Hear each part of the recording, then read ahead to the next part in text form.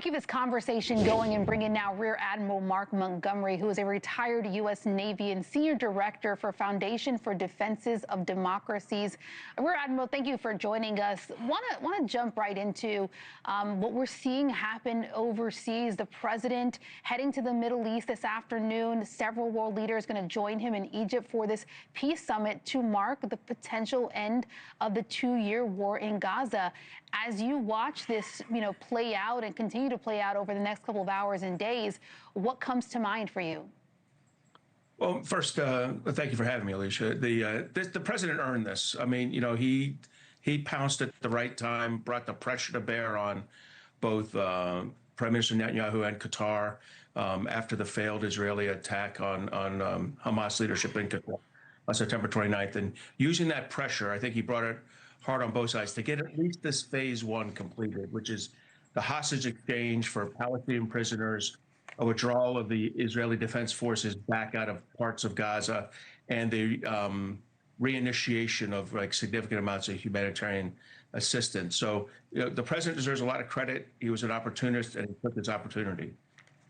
Yeah, let's walk through a little bit of how this is expected to play out over the next couple of hours in this phase one. We understand Israel says that 20 of the 48 hostages that remain in Hamas custody, they're still alive. Hamas expected to release them in the next couple of hours.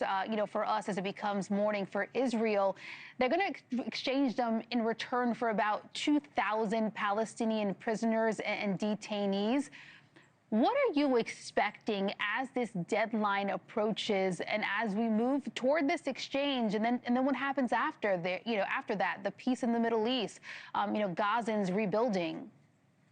Well, first, I mean, this is a traumatic event for Israel to get these last 48 back, and I imagine they'll get the 20 living hostages and some, if close to all of the remains of the other hostages. I think there's probably some work to do on a few of them. And then after medical releases, after 3-4 hours of medical checks, they'll be allowed to see their families. And then some will, see leaders like President Trump. On the other side, these prisoners are in good shape. They're maintained in Israeli prisons. They'll be released to the West Bank, or where they came from.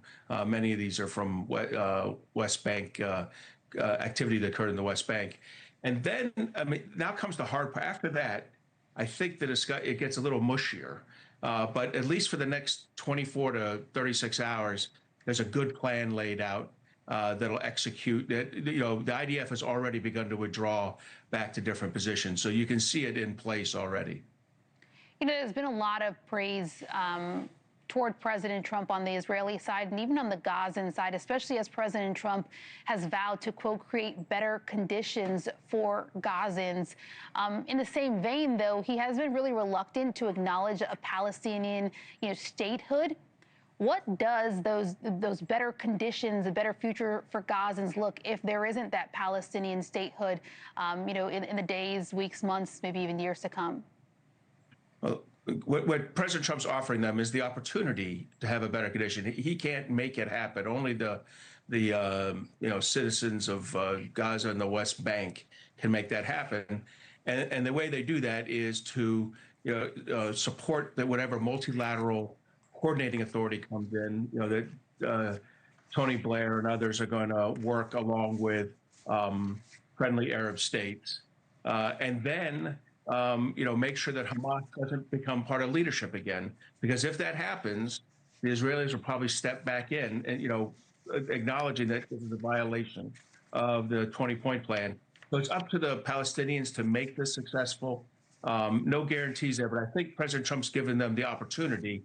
I don't think President Trump is interested in doing nation building himself. That hasn't been successful for the United States or for President Trump over the last 20 years. Yeah, an important point to bring up there. There's also a lot of work to get done here stateside in the U.S. Rear Admiral Mark Montgomery, really appreciate you joining us. Thank you for having me.